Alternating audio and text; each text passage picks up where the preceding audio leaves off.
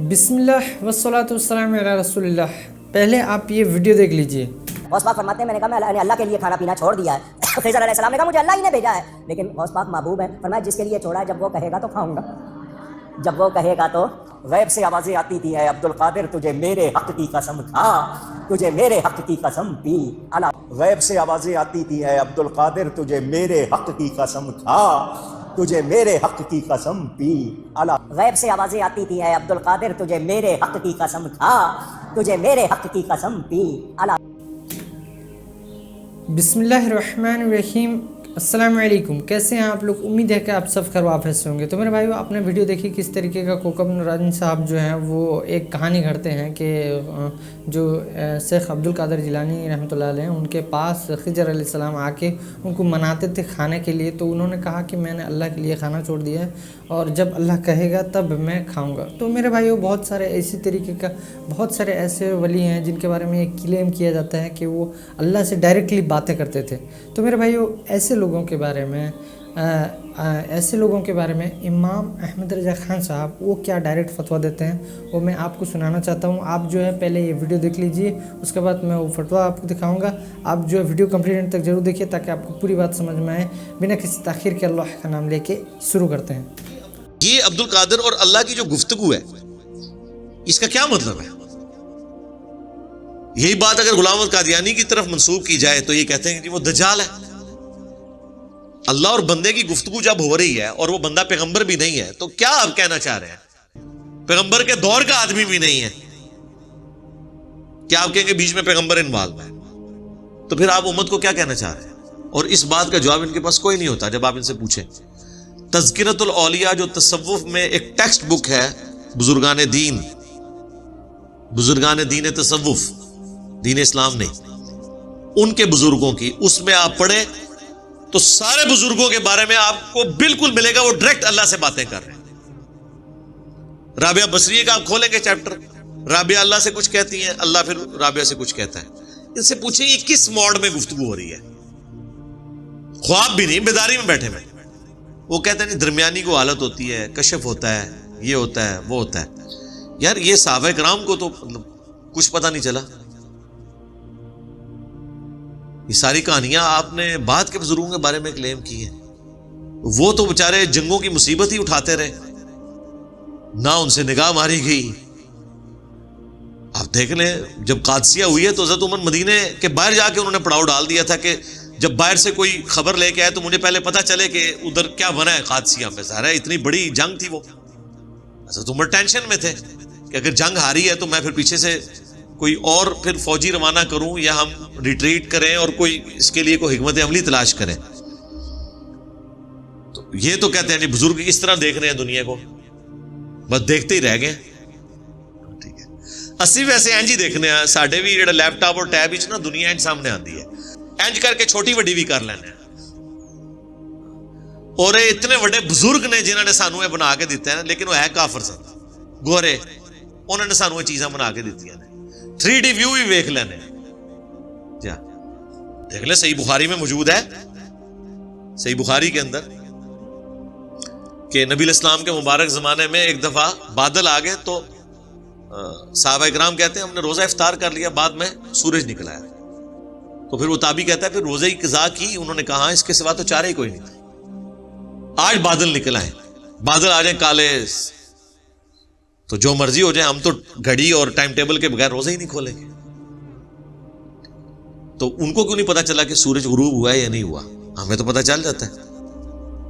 تو یہ مان لیں کہ آج کے بزرگ جو ہیں وہ مرتبے میں آگے بڑھ چکے ہوئے ہیں. جن کو آپ نے چیزیں مرتبے کلیم کیے ہوئے تھے، یہ مرتبے نہیں، یہ ٹیکنالوجی ہے، اس کی برکت ہے، اللہ کا شکر ہے. وہ بیچارے اتنی مشکل سے اٹھتے تھے، ہم لوگ الارم لگا کے اٹھتے ہیں. 2 بجے بھی سو جائیں الارم لگا کے، ہمیں یقین ہوتا ہے کہ 4 بجے یا 5 بجے ہم اٹھ ہی جائیں گے الارم کی آواز سے. اور ادھر صحیح مسلم میں دیکھ لیں حضرت بلال کی ڈیوٹی لگی، وہ بھی سو گئے، نبی الاسلام بھی، صحابہ بھی سو گئے، نمازی وقت ہی گزر گیا. سورج نکلنے کے بعد پھر نماز ادا کی. اور یہ آپ کو کہیں گے جی 40 سال تک عشاء کے وضو سے فجر کی نماز پڑھی. جھوٹ ہے، سب جھوٹ ہے. کبھی بھی وہ نہیں کہہ سکتے. قصیدہ غوثیہ جو ان کی طرف منسوب ہے نا، یہ बिल्कुल झूठी हकायात जो उनकी तरफ मंसूब है उनमें से उन्होंने अपनी किसी किताब में नहीं कहा।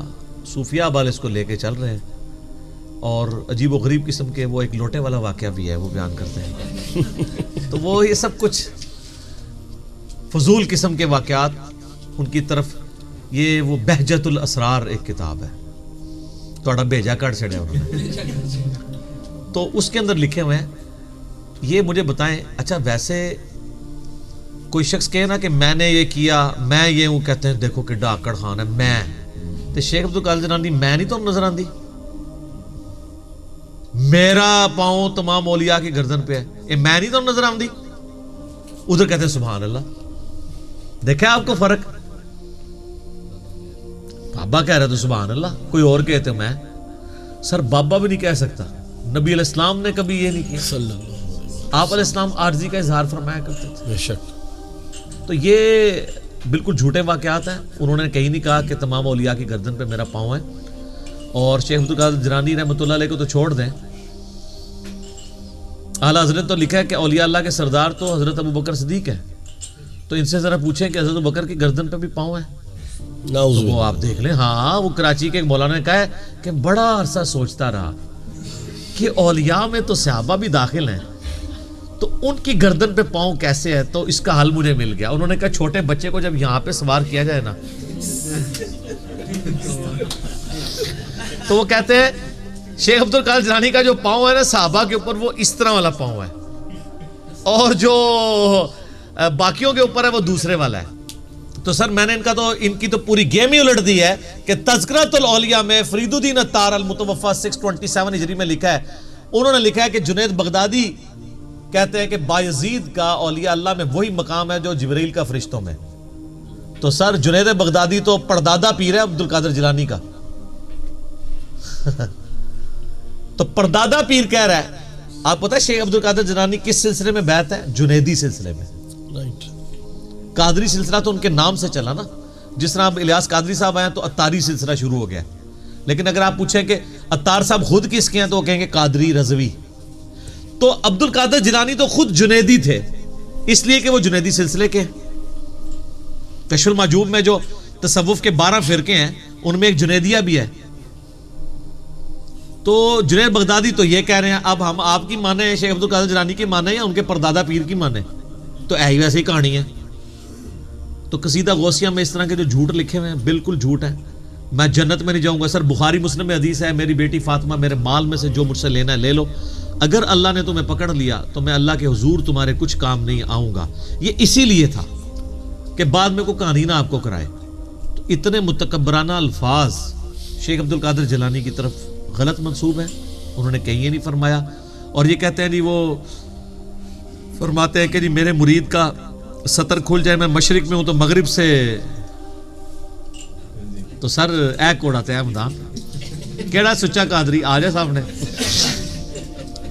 सुच्चा कादरी, सारे सुच्चे कादरी जेड़े ना अंडरवेयर पा लो, तोतियां पा लो, उस बाद मीडिया के सामने आके अपने बुजुर्गों की बुजुर्गी दे फन का मुजाहरा करो।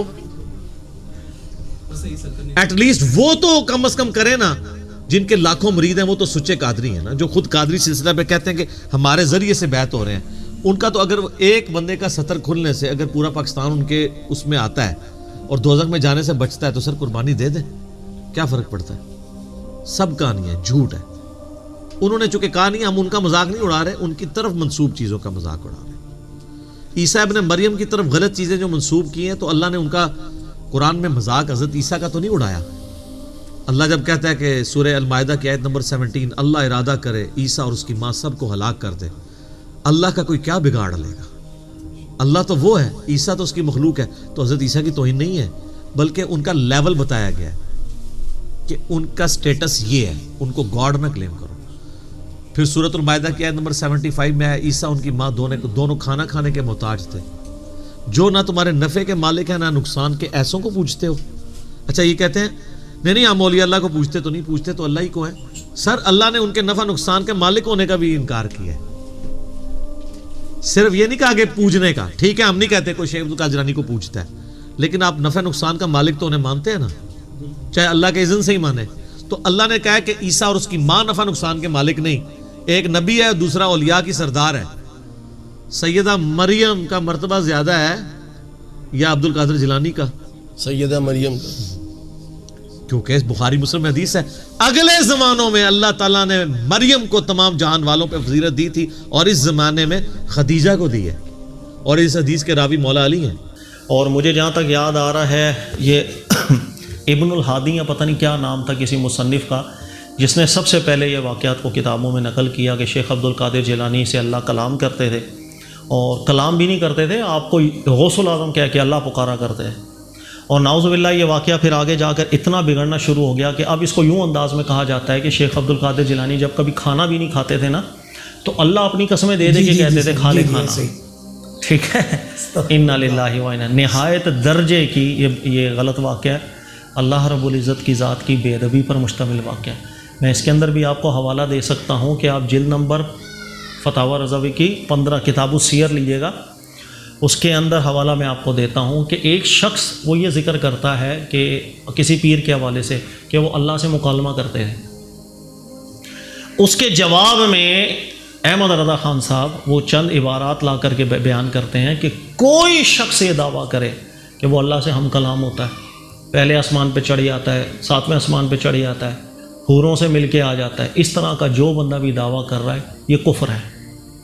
یہ احمد رضا خان صاحب کا فتویٰ ہے، مجھ سے حوالہ بھی آپ لے لیجیے گا، ڈال بھی دیجیے گا تاکہ لوگوں کا فائدہ ہو۔ بات یہ ہے کہ اگر تو ہر شخص اللہ سے کلام کر لے، اللہ کا ولی بھی، تو نبوت میں غیر نبوت میں کیا فرق رہا؟ ختم ہو گیا نا۔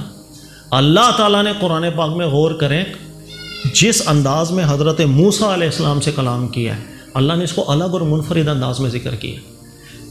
کئی نبیوں سے، کئی رسولوں سے اس انداز سے بھی کلام نہیں ہوا جس طرح حضرت موسیٰ علیہ السلام سے ہوا ہے۔ اس لیے اللہ تعالیٰ نے الگ منفرد کر کے اس کو قرآن میں ذکر کیا، وَكَلَّمَ اللَّهُ مُوسَىٰ تَكْلِيمًا۔ اور ہم آج ہر ایک نیک انسان کے لیے ثابت کر رہے ہوتے ہیں کہ وہ بھی اللہ سے باتیں کرتے تھے، وہ بھی کرتے ہیں۔